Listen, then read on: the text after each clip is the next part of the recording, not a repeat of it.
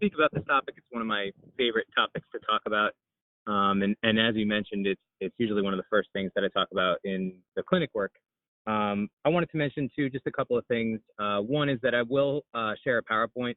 I don't like to share them ahead of time because I think that it's usually better just kind of breathe it all in, and you don't have to worry about taking notes or worrying about memorizing the things that I'm saying. That there will be a PowerPoint shared with you at some point, and you can look at that and reference some of the stuff that I talk about.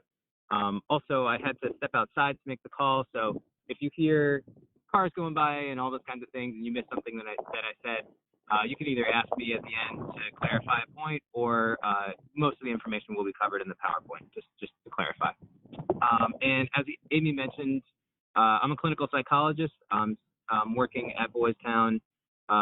It's outpatient, so people typically come in, once a week or once every other week, and it's a wide variety of presenting concerns.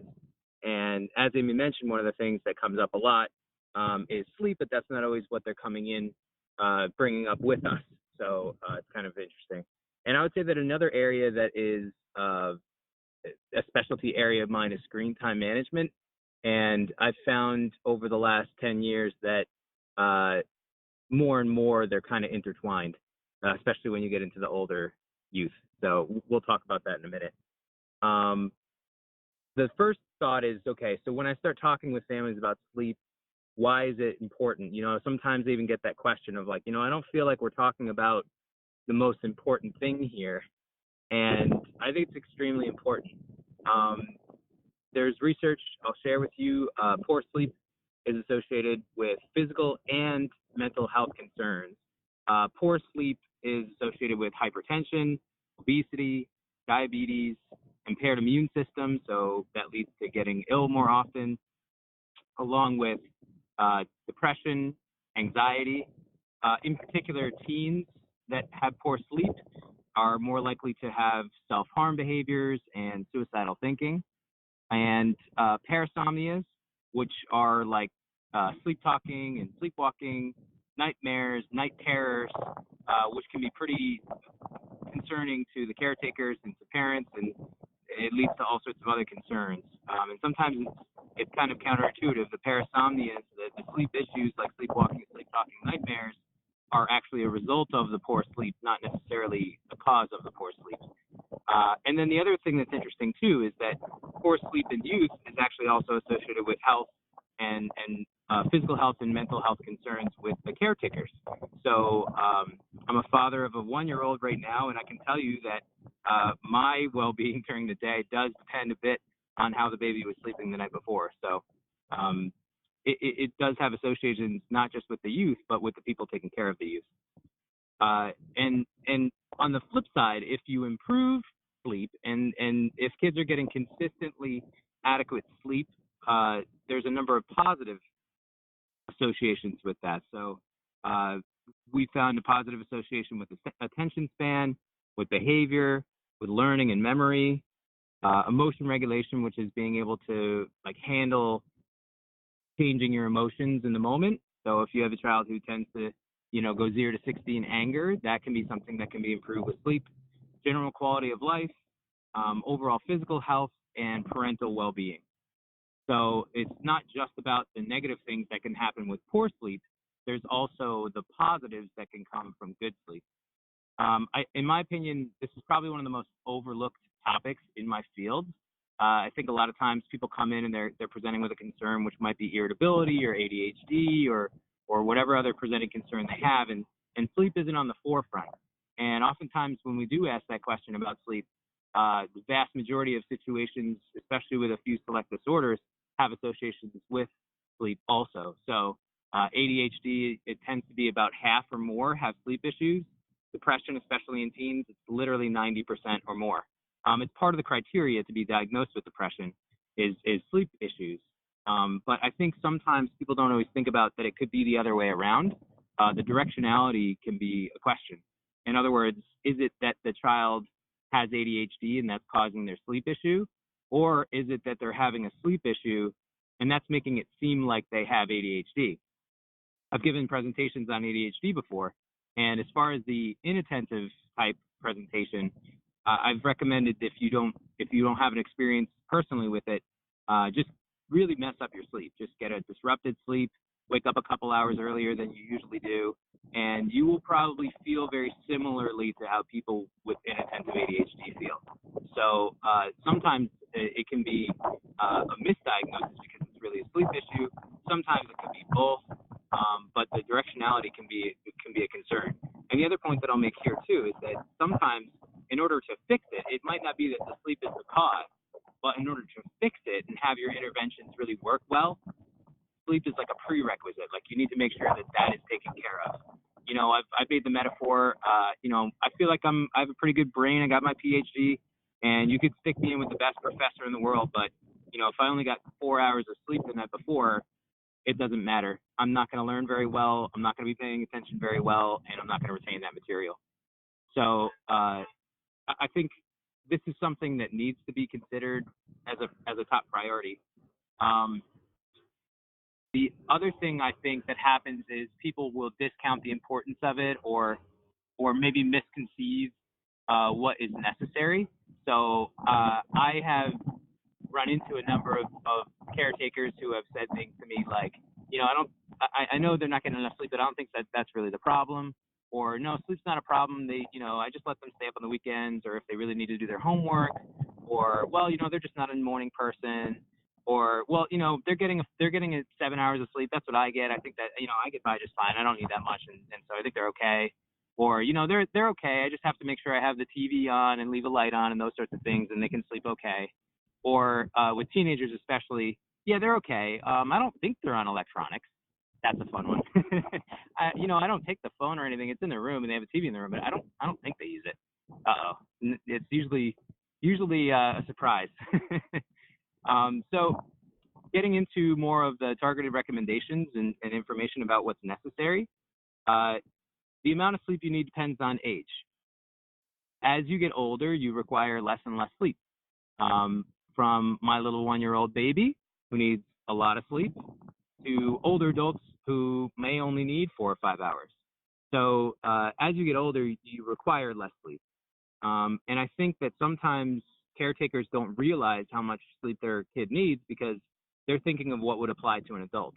So you generally hear 8 hours of sleep as a recommendation, and that might be true for an adult, but that is not true for somebody who is, for, you know, 8, 10 years old.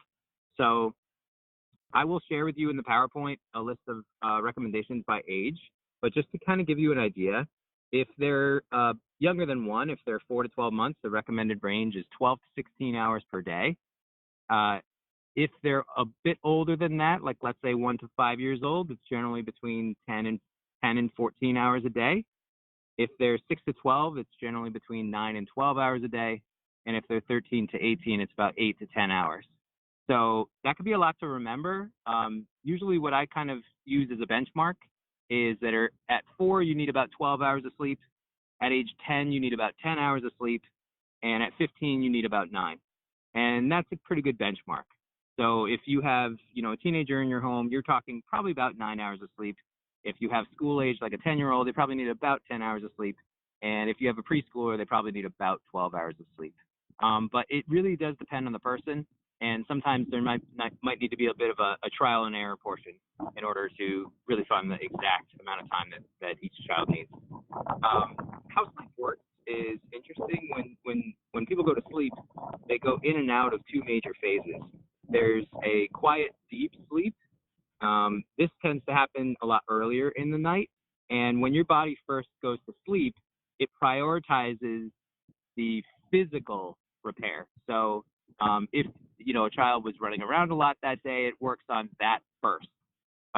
It works on physiological improvements and on your immune system. So fighting back against viruses and those sorts of things. So earlier in the night, that's what your brain prioritizes. And it goes in and out of phases. So it starts with a very deep sleep, and then it comes back out and it goes into what's called REM sleep. REM is REM, rapid eye movement type of sleep. This is when you dream. This is your dreaming kind of sleep. Now you cycle in and out between deep and the REM sleep, but the REM sleep tends to happen more often later in your sleep cycle.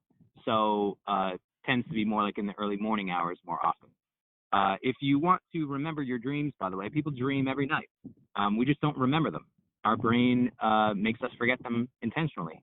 But if you ever wanted to try to check and remember your dreams, just set your alarm for about 20 minutes earlier than usual, and you will likely wake up during REM sleep. If you wake up during REM sleep, you're much more likely to remember the dream because you're waking up as it's happening.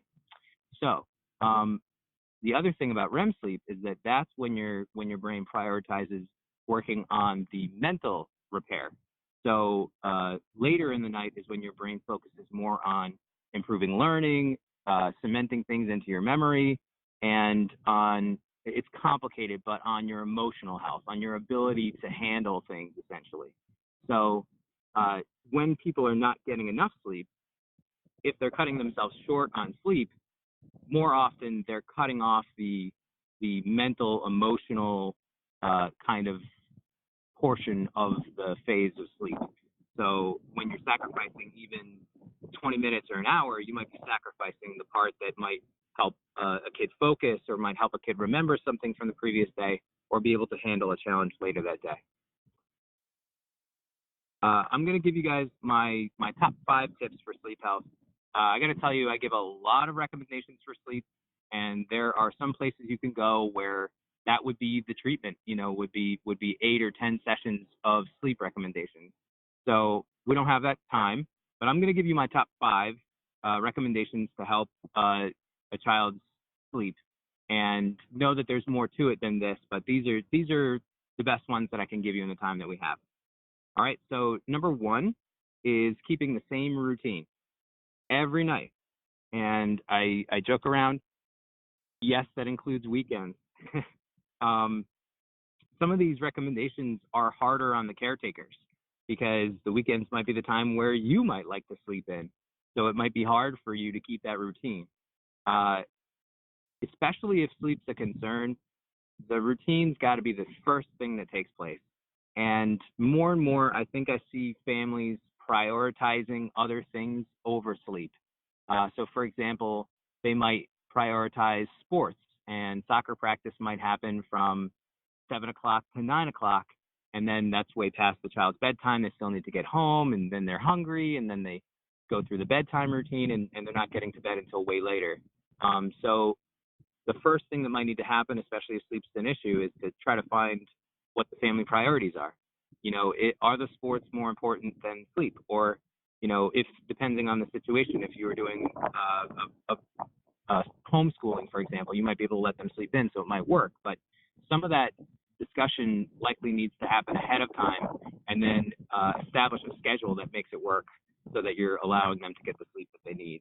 And I put the sleep typically at the top of the priority list. I put it in health and safety, just like prioritizing washing your hands after you use the restroom. It's like one of those level things where it's like this needs to be something that is prioritized above other things, in my opinion. The other priority that gets in the way sometimes is something like homework, and so parents will tell me, well, I want them to go to bed, but they put their homework off until 9 o'clock at night, and then they're staying up until 11, 12 o'clock trying to finish their homework because they're doing it with the TV on or whatever. So sometimes the priorities just need to get focused on in order to get this routine set.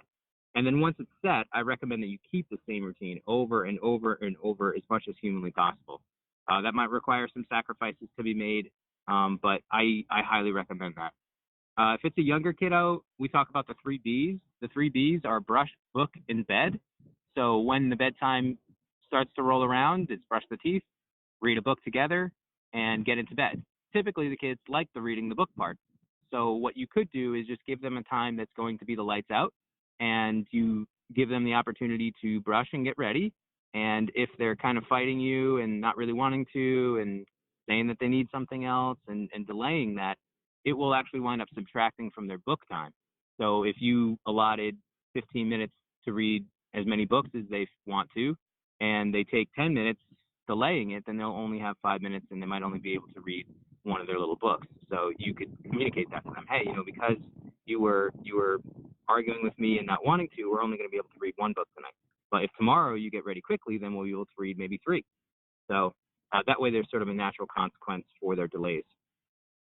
I do recommend keeping the bedtime and wake time the same, but I'm also a reasonable human. I know that things happen. there's a party, or you went to the movies, or whatever it might be, and I just recommend that that's an exception rather than the rule. And if you do have them stay up later, I strongly discourage you from allowing them to sleep in the next day to try to play catch up, because what will happen is it will make it so that they're not tired the next night, which will just create a bigger problem. So instead, what I recommend is just keep them, you can have them stay up for that special event, but then still wake them up at the same wake up time the next day. They'll likely be tired that whole day, which might be a struggle. However, when bedtime rolls around the next night, they should go to bed pretty willingly. In order to figure out what time to put them in bed, what I recommend that you do is figure out how much time they need for sleep and subtract it from what time you need them to wake up, and then subtract about 15 minutes in addition, just to give them the time to be in bed and go to sleep. So for example, at age 10, I mentioned at 10 you need about 10 hours of sleep. So if they need to wake up at 6:30, if you subtract that back, you get to 8:30 for 10 hours, and then 15 minutes before that is 8:15. So that's what their bedtime should be in order to get them the right amount of sleep. All right. Tip number 2, increase physical activity.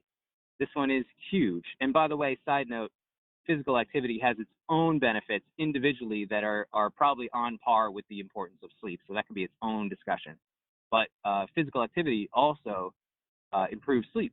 So that's one of the highest recommendations I can give. I did my dissertation on improving physical activity in kids in aftercare settings.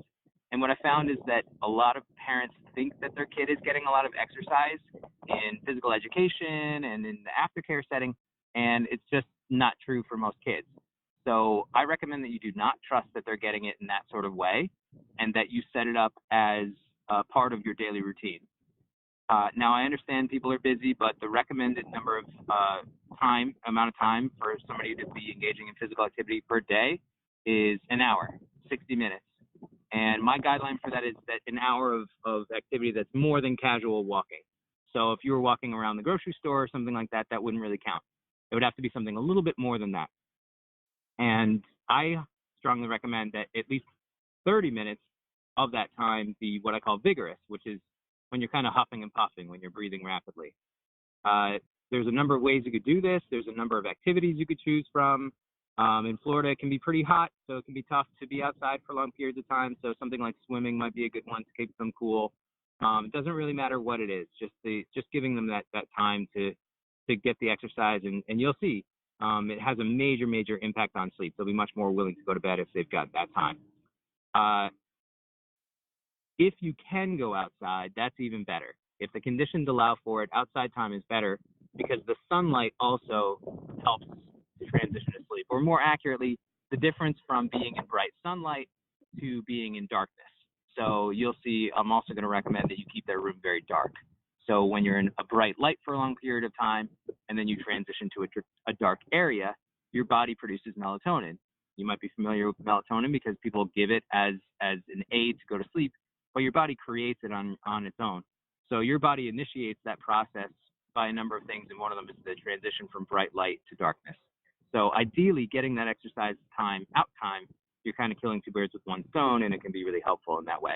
If you think of a time that you've gone to a place like the beach and you've been very physically active, I know for me, even just walking inside, I feel tired, just the difference in the light like that. So you really want to maximize that as much as you can. Tip number 3, limiting screen time. I kind of gave a hint about this one before. I strongly recommend, and it's been put forth by a number of associations, including the American Academy of Pediatrics, to limit screen time an hour prior to bedtime. Now, if you have a teenager and they are used to having their phone and you try to take the phone from them, they are going to fight back on that. It's really important to them. It's no longer just a phone. It's a phone. It's a gaming system.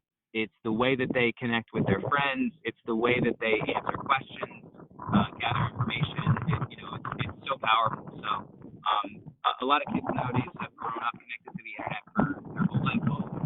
So to just yank it really can be difficult. However, what I recommend that you do is kind of replace it, and you can reward them for turning in the electronics before bed on time without struggle. So, for example, if they turn it in without struggle, then the next day when they earn it, you'll give it to them, and you can give them what I would call like bother-free time, where they can just kind of hang out and they can just be on whatever electronic they want, and you promise that you're not going to interrupt them for chores or anything like that. If you take away the screen time, it tends to result in about an hour and a half of improved sleep time in total. And there are a number of other positives that come along with that as well. I highly recommend, too, that you don't keep the electronics in the bedroom at all. So I recommend that you keep like the chargers in an area that would be difficult for them to access, like in your own bedroom, for example. And I do not recommend having a TV in the room. Like I mentioned earlier, some parents, I think they overtrust that the kids will not access those things. And in my experience, they tend to find ways to get on them and give them.